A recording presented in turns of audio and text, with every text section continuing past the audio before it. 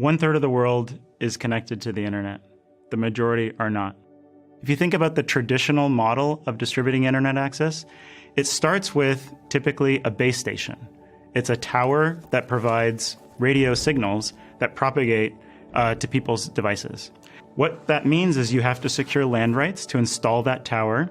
You have to have the tower itself with its equipment and so on and so forth. You also need to be able to connect a cable or some type of microwave signal back to a place where you can get the actual internet.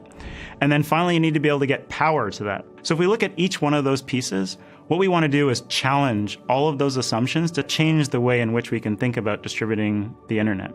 We know that the world's population, as a population density, covers 5 orders of magnitude. And it turns out that for that span of population densities, you need different solutions. So at low population densities, we're really interested in satellite systems, perhaps even across continents, and with very, very high capacity such that everybody can get a really high quality internet connection.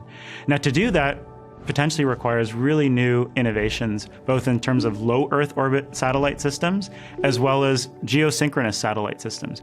So what's challenging about low Earth orbit systems is that the satellites are constantly moving over the field of view of people. And so what that means is you have to have a steady stream of satellites moving by at all time, which is like a fascinating problem to kind of think about.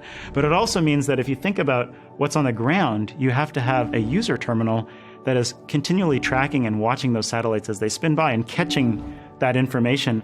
And so there's a fabulous set of problems to work on to try to figure out how to make that all work and how to make all those satellites interconnect with each other to make sure that you have an internet backbone that's essentially flying through the air as these satellites are moving by you. So that works really well in low density environments. But the challenge with that is that the further you get away, the weaker the signal gets when it's projected back onto the Earth. So in suburban environments, you need a different solution.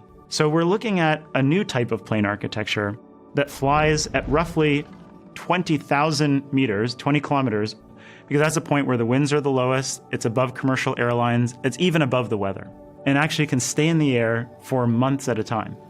And these planes are solar powered, and they sit there and they just circle around, and they have the ability to just broadcast internet down, but significantly closer than a satellite does. So one thing that we're working on, which I think ties all of these solutions together, is lasers as a mechanism for communicating between devices. So whether it's a satellite network that's moving across the sky, imagine lasers connecting those satellites together. We actually, on our team, have some of the pioneers in this field of what's called free space optics for being able to distribute really amazingly high capacity data streams, similar to what you find over fiber optic networks, through the air and between platforms. And we're just at the beginning. We have some amazing people on the team, and there's some awesome problems to solve. And to me, this presents an opportunity to be able to do something that you love, that you're passionate about, and that you really deeply know can have dramatic impact on people's lives. And we're looking for some fantastic people in aerodynamics, physics, communication systems to really help us solve this problem together.